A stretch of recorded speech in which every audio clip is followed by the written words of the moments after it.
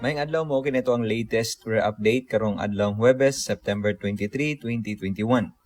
Ang Intertropical Convergence Zone kun ITCZ nagapekto gihapon sa tibuok Kabisayaan, sa Mindanao ug sa probinsya sa Palawan. Samtang duna kitay duha ka weather disturbances sa atoang gawas sa Philippine Area of Responsibility. Una kining tropical depression nga naa sa silangan nga bahin sa Visayas.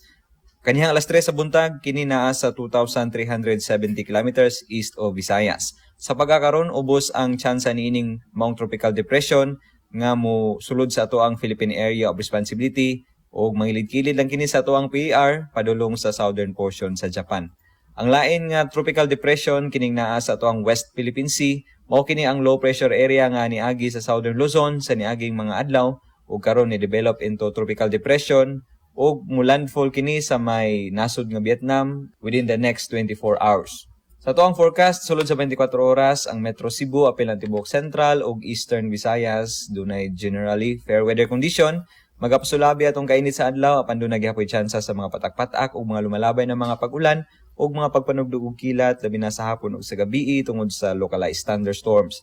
Para po sa dugang update, bisitaha ato ang website. Dinhi lang kutob, gikan diri sa Mactan sa buhatan sa Pag-asa Visayas, DOST. Kini si Mio Aguirre ug mayang adlaw.